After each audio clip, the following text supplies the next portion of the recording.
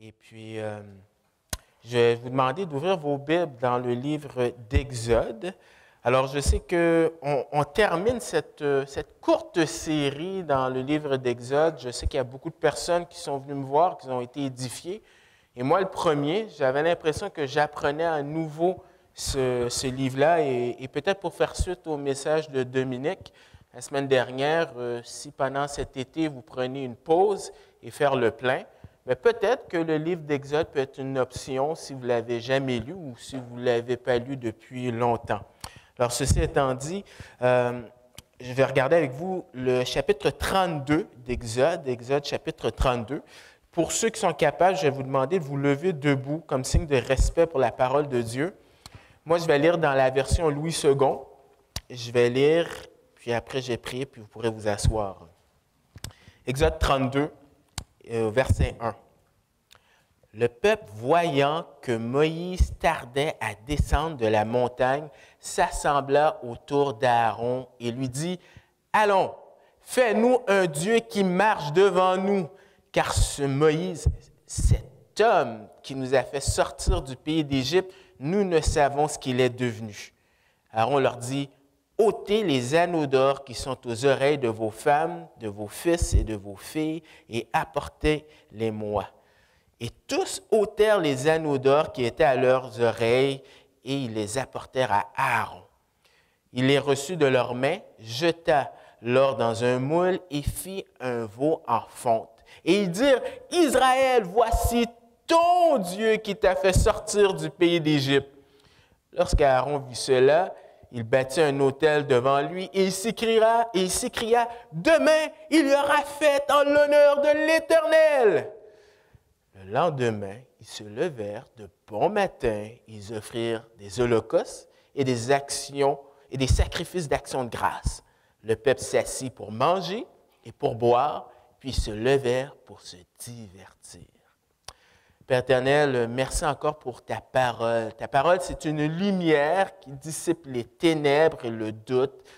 Et ta parole, c'est une vérité qui tranche entre le mensonge, l'erreur et qu'est-ce qui est exact. Le standard parfait de ta parole permet que celle-ci puisse faire un impact dans nos vies. Pardonne nos offenses et permet qu'on puisse entendre cette parole-là et qu'elle puisse produire en nous l'effet que tu désires. Dans le précieux nom de ton Fils Jésus, amen. Merci pour vous asseoir. Alors, peut-être que ce matin, lorsque je viens de lire ce texte, il y a peut-être certains d'entre vous qui sont en train de dire « l'idolâtrie ». Ça, c'est des choses du passé. On n'a plus ça là, à adorer une statue. On est quand même en 2017. Ça n'existe plus dans le monde, ces genres de choses-là. Laissez-moi vous dire que, par exemple, en Inde, il y a 330 millions de dieux et de déesses. 330 millions. C'est l'équivalent, ils ont dit, de 8 idoles par famille. Au Thaïlande, il y a plus de 28 000 temples bouddhistes. Alors, pour ceux qui disent que ça, c'est des choses du passé, non, c'est bel et bien présent dans notre monde. Mais peut-être que vous pouvez vous dire, on est en Occident. Et nous, on sait mieux en Occident. Hein? Les autres sont tellement primitifs, mais nous, en Occident, on sait mieux. J'aimerais vous dire qu'il y a quelques années de cela, il y avait une émission aux États-Unis qui était tellement populaire que les autres pays ont emprunté le concept aussi dans leur pays. Et le titre de l'émission, c'était American Idol. Maintenant, je ne suis pas en train de dire que si vous regardez l'émission, alors l'émission, c'est que tu chantes pour il y a des gens qui chantent et tu votes pour ton chanteur préféré. Là, je ne suis pas en train de dire que vous êtes idolâtre si vous regardez l'émission. Ce que je veux mettre l'emphase, c'est la puissance, la signification des mots. Des fois, les gens disent des mots sans réaliser toute l'ampleur. Et je ne peux pas m'empêcher, quand je pense à cette émission, de voir l'animateur qui regarde l'écran et qui nous dit « Mesdames et messieurs, voici votre idole ». Et ça me fait penser au verset 4, quand tu as les délégués qui viennent dire au peuple « Voici ton Dieu qui t'a sorti du pays d'Égypte ». Mais encore, pouvez-vous dire, ça c'est nos voisins du Sud. Ils sont excentriques, nos voisins. Pas au Québec. Eh bien, cet été, il y a ce qu'on appelle la tournée de nos idoles. Probablement des chanteurs du passé que les gens, que les Québécois aimaient. Et encore une fois, l'idée n'est pas si vous allez à leur concert que vous êtes des idolâtres, mais c'est plutôt mettre l'emphase sur comment ce mot-là est bel et bien présent à notre époque. Mais je pense qu'une image pour moi qui représente vraiment l'ampleur et l'idée du mot idole, c'est dans une chanson. Alors, sur quoi? Une chanson pour enfants. Et ceux qui connaissent la chanson, vous n'avez pas besoin de fredonner la chanson. Je vais juste lire quelques couplets. C'est interprété par Nathalie Simard. Et je lis les paroles. Samedi soir, quand je suis allé me coucher, je me suis laissé transporter dans un monde rempli de lumière et de bruit. J'étais tout étourdi. J'aperçois un DJ qui s'apprête à faire jouer Billie Jean sur un rythme endiablé. Mais voilà, un gars des USA, celui pour qui mon cœur bat. Et quand il m'a regardé, je suis resté tout figé. Et soudain, mon cœur n'arrêtait pas de trembler. Oui, c'est mon idole, Michael Jackson. Quand il chante, et dans mon cœur se débalance. Mais c'est mon idole, Michael Jackson. Son expérience bouleverse tous mes sens. Je cherche la manette, je ne sais pas si elle est quelque part. Si tu peux me l'apporter, merci. Alors, vous comprenez que l'idolâtrie, eh bien, ce n'est pas quelque chose du passé, mais c'est bien présent dans notre quotidien. Et comme dirait Jean Calvin, merci, quand dirait Jean Calvin, le cœur humain, c'est une fabrique d'idoles. Et puis, j'ai décidé d'intituler un message, comme on vient de le voir, les idoles du cœur. Et j'aimerais voir avec vous 3 points qui tournent alentour de ce thème qui est les idoles. Et la première chose que vous devez savoir par rapport aux idoles du cœur, c'est que nous façonnons nos idoles.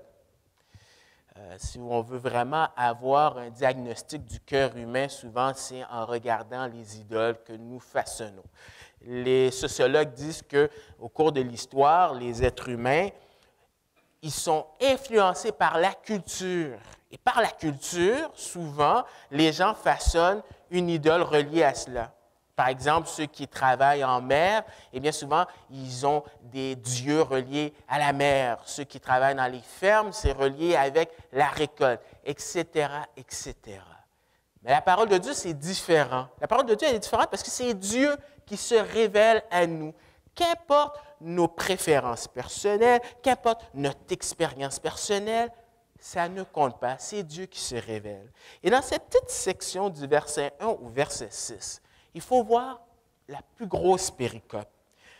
C'est parce qu'au chapitre 25 d'Exode jusqu'au chapitre 31, Dieu va donner des instructions pour construire le tabernacle. Vous savez, le tabernacle, ça veut dire, ce n'est pas juste une expression que les Québécois disent, mais ça veut dire vraiment un lieu où Dieu va résider parmi nous. Et après ça, du chapitre 34 chapitre 35 jusqu'au chapitre 39, c'est la mise en exécution de ces instructions. Et le chapitre 40, c'est Dieu qui se révèle parmi le peuple. Ça veut dire quoi? Ça veut dire que Dieu est un Dieu qui est saint, mais on ne peut pas s'approcher de lui n'importe comment. Il veut être avec nous, mais il va donner des instructions bien précises. Et dans ce contexte-là, eh bien, on retrouve un incident où est-ce que les gens disent « On va adorer Dieu à notre façon. » Alors, c'est ça le contexte. Et pourtant, c'est le peuple de Dieu. Et si le peuple de Dieu a pu commettre l'adultère, dans un sens, comme ça que la Bible le traduit, en adorant des idoles, bien, le Nouveau Testament nous dit aussi, 1 Jean 5 nous dit, petit enfant, de prendre garde de ne pas tomber ou d'adorer les idoles. Donc, ce texte-là, ce matin, c'est pertinent pour nous aussi ce matin parce que si on ne fait pas attention, on peut tomber dans le même piège que le peuple d'Israël. Alors, on ne façonne pas nos dieux du jour au lendemain. Il y a un processus. Et quand on comprend le processus, bien, ça va nous éviter les prochaines fois d'être tentés de tomber dans ce piège-là.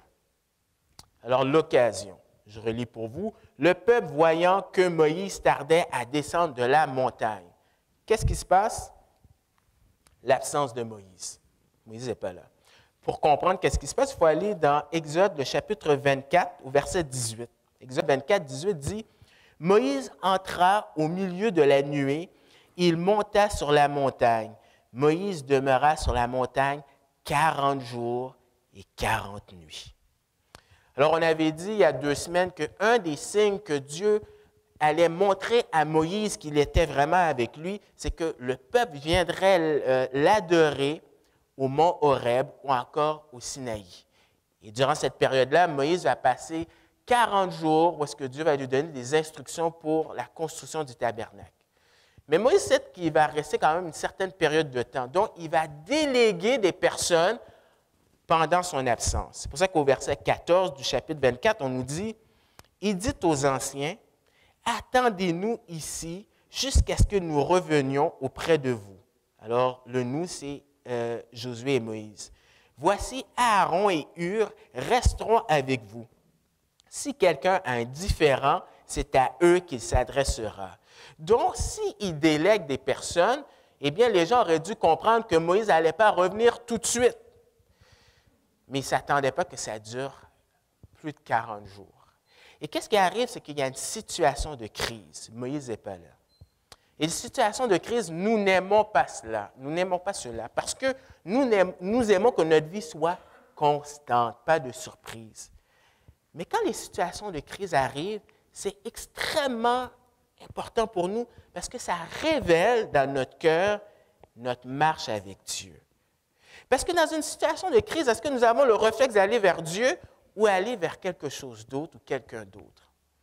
Et souvent, dans ces situations de crise, on voudrait que Dieu réponde tout de suite. Mais souvent, Dieu ne répond pas tout de suite selon notre temps.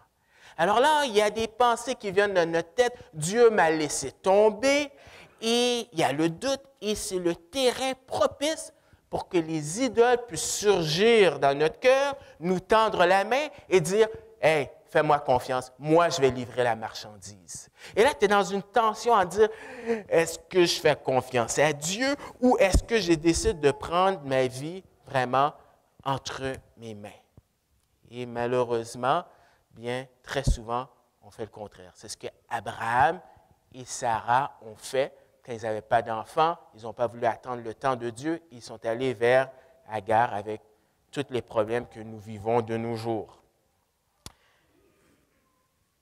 Ce qu'ils auraient dû comprendre, c'était un test pour Israël. Si vous lisez le récit de l'Exode, Dieu va donner plusieurs signes pour démontrer qu'il aime son peuple, qui prend soin de son peuple, nourrir 2 millions de personnes de façon surnaturelle, de les délivrer avec display de la puissance mondiale de l'époque, l'Égypte, d'avoir englouti la première armée du monde, Pharaon avec ses chevaliers, ses cavaliers, tout ça. Même dans Exode 19 et dans Exode 24, ils ont dit, oui, on va obéir à Dieu, on va le suivre. Et là, on voit dans le texte, ils ont péché. La Bible est en train de nous montrer une vérité.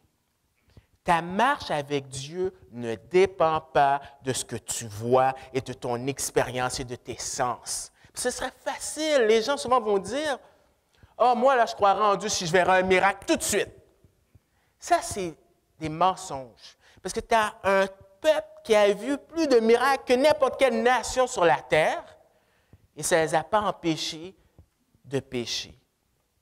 Parce que les expériences, il y a un piège. Est-ce que tu deviens esclave de cela?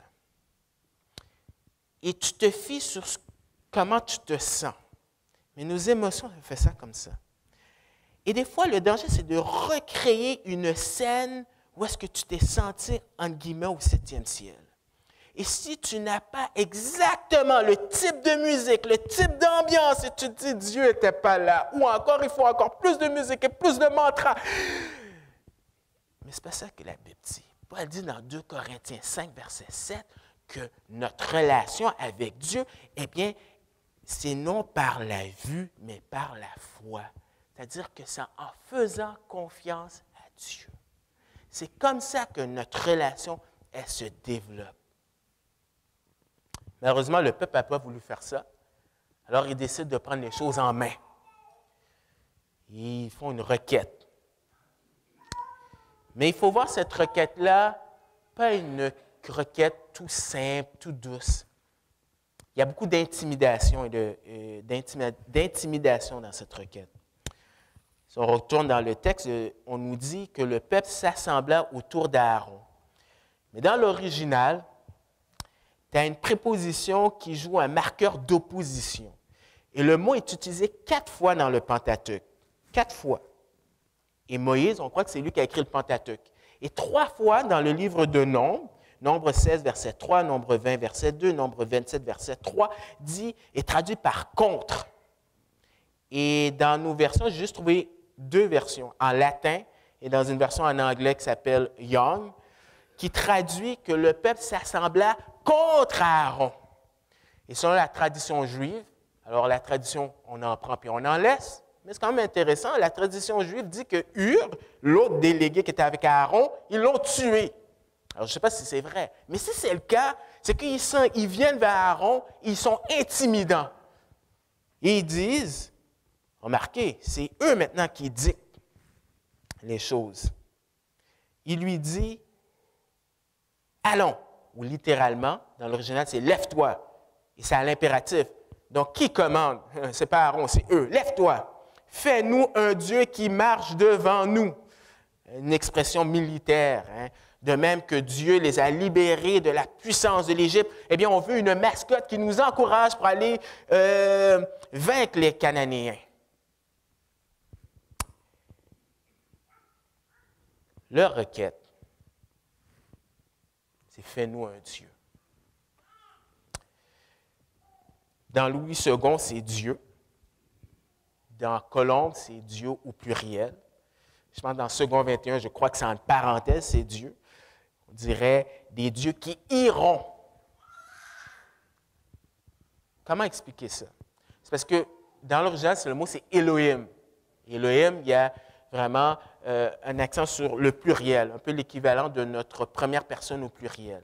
Alors, la question qu'il faut se poser, c'est est-ce que les gens sont en train de dire « nous voulons plusieurs dieux », du polythéisme, ou « nous voulons le Dieu qui nous a libérés, mais avec notre propre représentation ». Qu'importe, ils ont péché. Parce que si vous lisez Exode, le chapitre 20, c'est les 10 commandements, le verset 3 et 4, on nous dit « Tu n'auras pas d'autre Dieu devant ma face. Tu ne te feras point d'image taillée, ni de représentation quelconque des choses qui sont en haut, dans les cieux, qui sont en bas sur la terre et qui sont dans les eaux plus bas que la terre. » Wow! Ils sont déjà en train de briser le 2e et 3e commandement. Ici, on retourne à Exode 32, on nous dit la raison. Car ce Moïse, cet homme, celui-là, c'est péjoratif. C'est plus Moïse, le héros, cet homme, qui nous a fait sortir du pays d'Égypte, nous ne savons ce qu'il est devenu.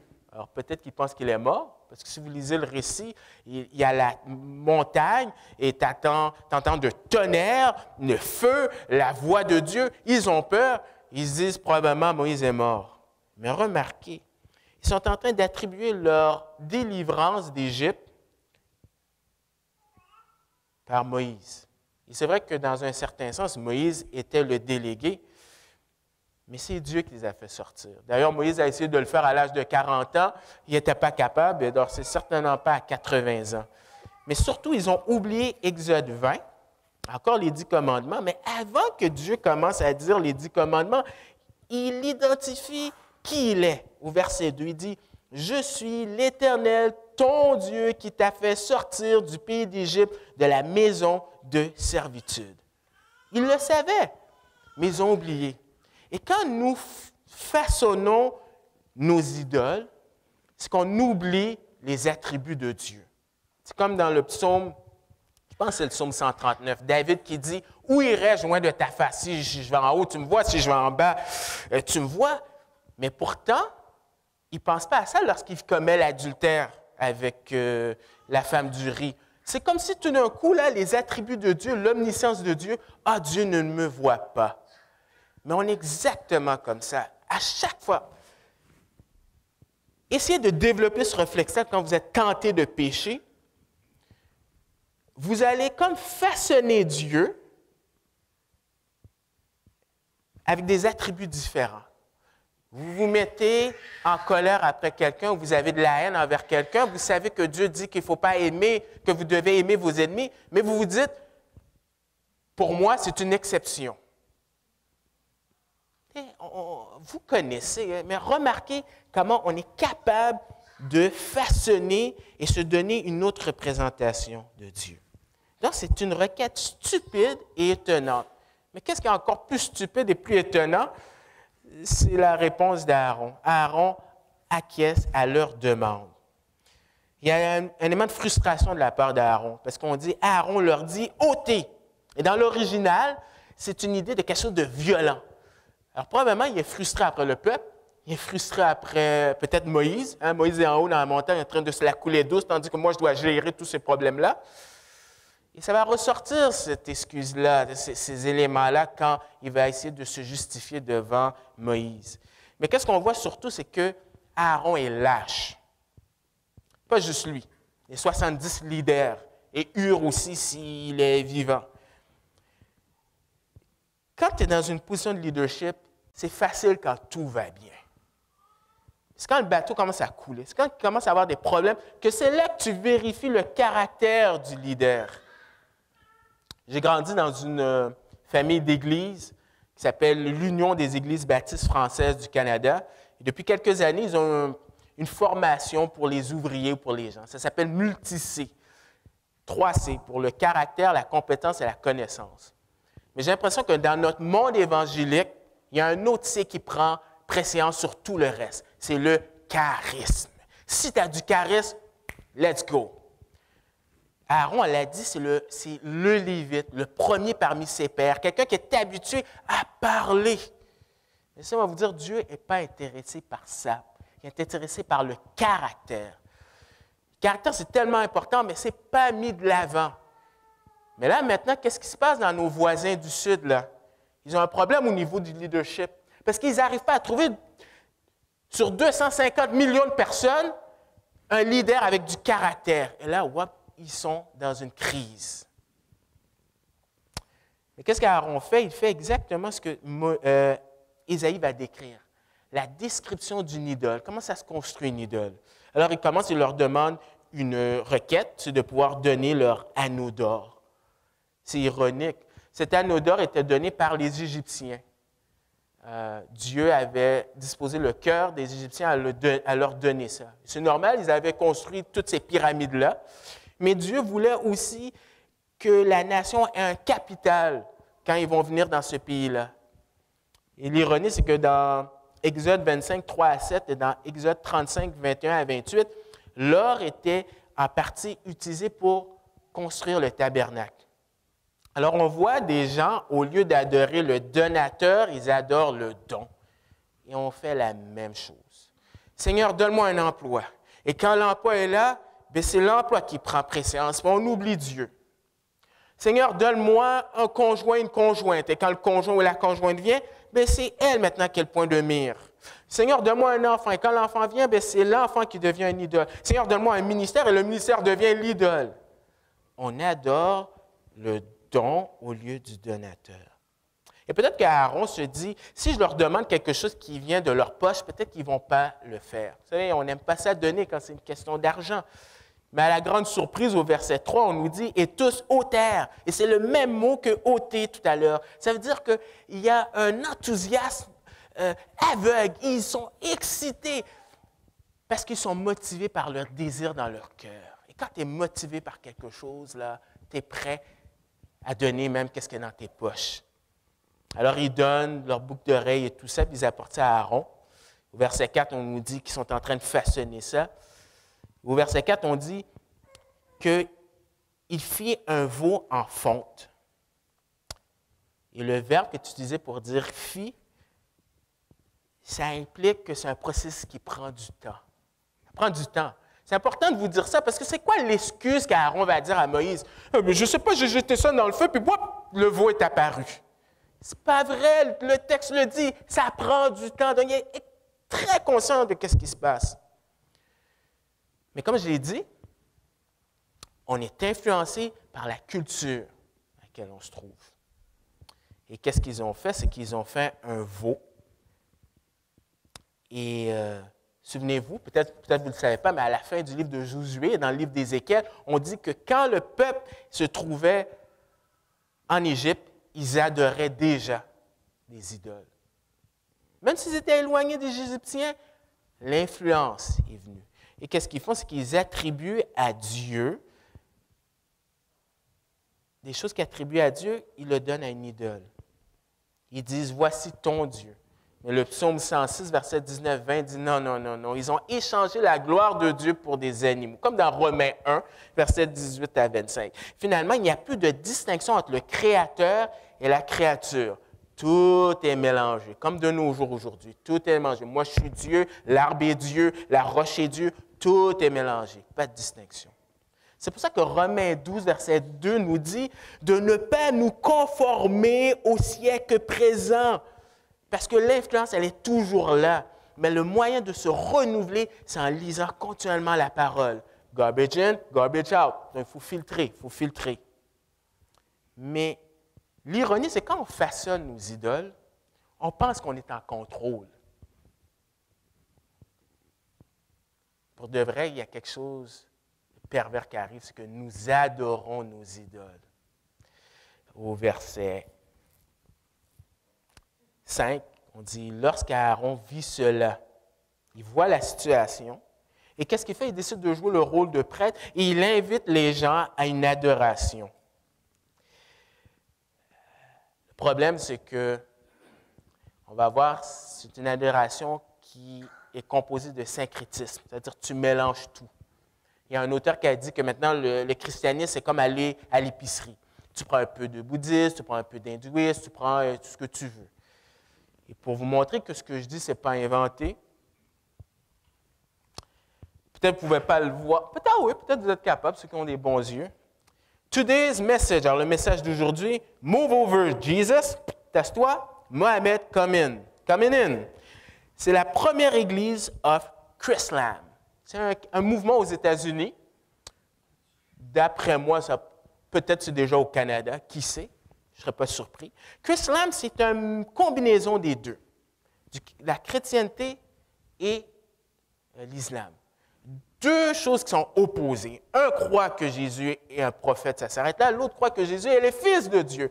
Un croit que Dieu est tellement transcendant que jamais il pourrait descendre, ce serait tellement condescendant. L'autre croit que non, il descend, il devient un être humain sans enlever sa gloire. Un croit que Jésus est mort et ressuscité. L'autre dit, non, il a été remplacé, c'est quelqu'un d'autre qui est mort sur la croix.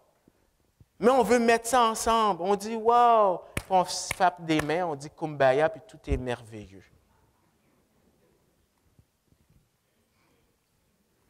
C'est rempli de syncrétisme. Il le dit. Parce qu'Aaron dit, demain, il y aura une fête en l'honneur de l'Éternel. L'Éternel, Yahweh, c'est le Dieu de l'Alliance. Mais qu'est-ce qu'il faut? C'est qu'il mélange plein de choses. Parce que il redirige les attributs de Dieu dans une idole. Le veau représentait pour eux ce qui est la force et la fertilité. Ils avaient expérimenté ça en Égypte. Dieu les avait libérés de l'Égypte, la force, mais la fertilité, parce que dans Exode 1, ils se multiplient tellement qu'ils sont passés de 70 à 2 millions environ de personnes. Et ça de façon surnaturelle. Donc oui, c'est vrai que c'est ce que Dieu a fait. Mais qu'est-ce qu'ils ont fait? Ils ont redirigé ça et ils ont attribué ça à Dieu. Mais qu'est-ce qu'ils font aussi?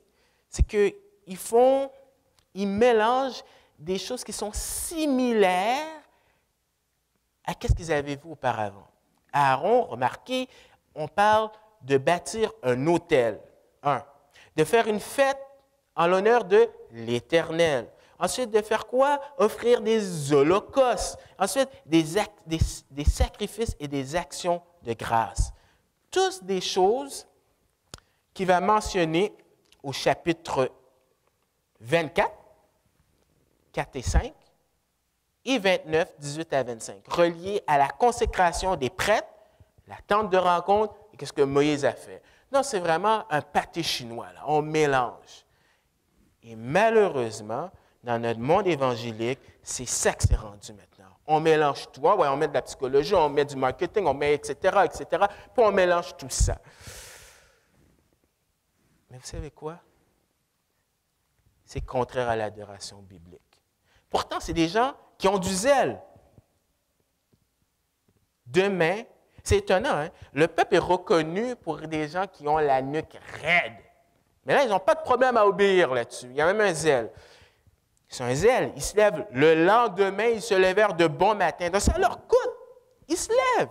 On ne peut pas leur enlever ça, ils sont zélés. Ils offrent des holocaustes, des sacrifices, ça leur coûte.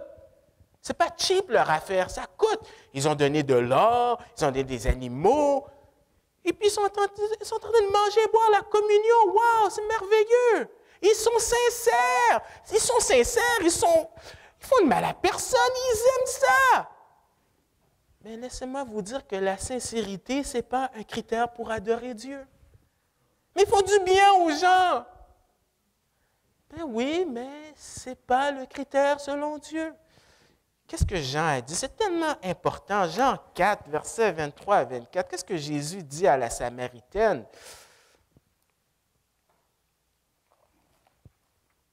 Surtout là, dans une société dans laquelle on vit, là, c'est extrêmement dangereux de dire ça. L'exclusivité. Ouch!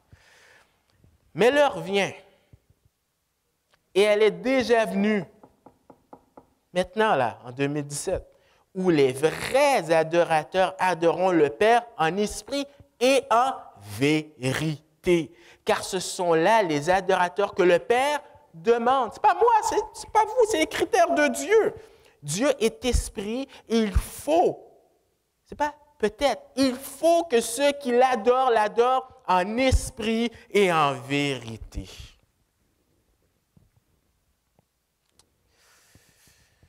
Mais cette adoration-là aussi, elle procure un plaisir charnel.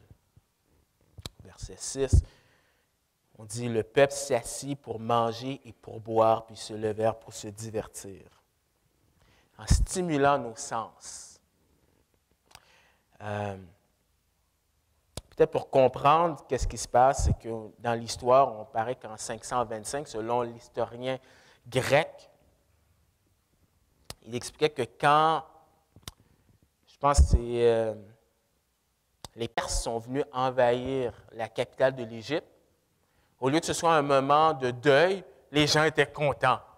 Pourquoi? Parce qu'au même moment, il y avait un veau qui a donné naissance à un petit, puis ils attribuaient ce veau-là comme étant leur Dieu. Donc, c'était une occasion de fête. Et qu'est-ce qu'on a ici? On est en train de construire quelque chose et whoop, ça apparaît! Une occasion de fête. Vous voyez, tout est mélangé. C'est pour ça que la parole de Dieu, il faut continuellement la lire pour pouvoir enlever l'erreur de la vérité, parce que tout est mélangé. Il leur stimule et le texte dit que c'est un sujet de divertissement. Ils se levèrent et se divertirent. Alors, le mot fait couler beaucoup d'encre parce que selon les commentaires dans la Bible, il y en a qui disent qu'il y avait une connotation sexuelle là-dedans. C'est parce que le mot est utilisé 3 fois dans des contextes différents. Un, c'est un contexte de rire.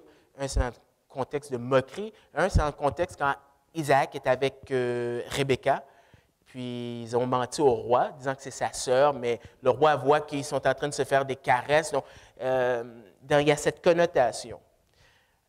Dans Nombre 31, c'est clair que dans une situation, ils ont vraiment fait l'adultère. Ici, je n'est pas sûr, mais une chose est certaine, c'est que c'est chaotique. Qu'est-ce qui se passe?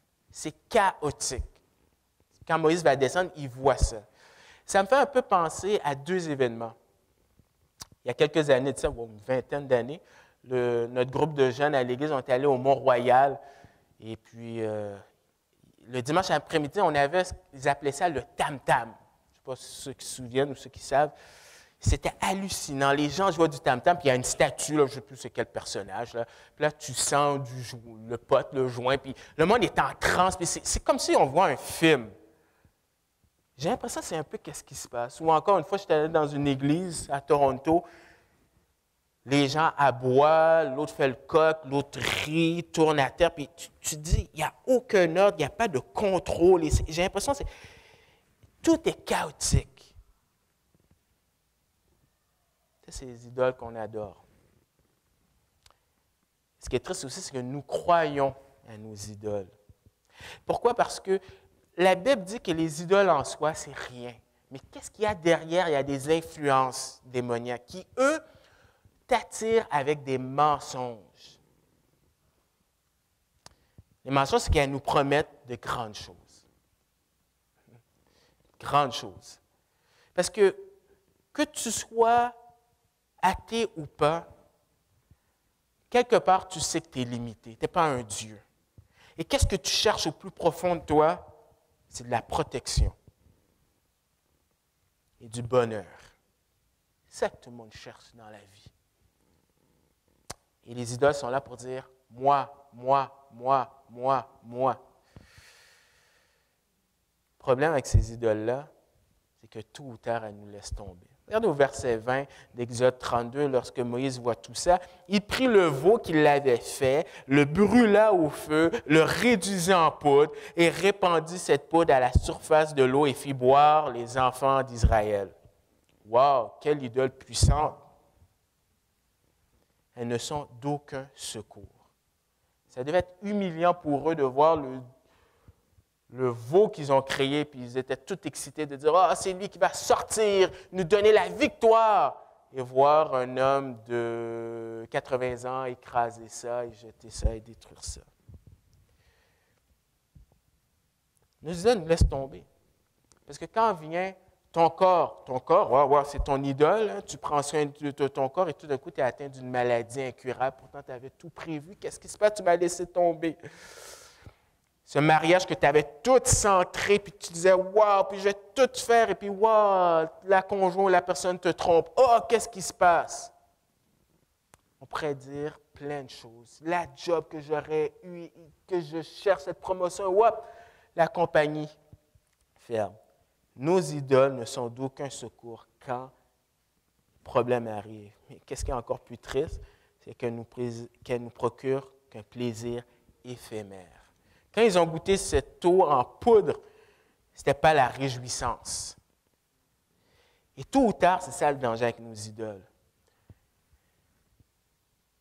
Satan, c'est un menteur. Il dit des demi-vérités. Tu as un certain plaisir, mais à un moment donné, il ne te dit pas quand l'avion s'écrase.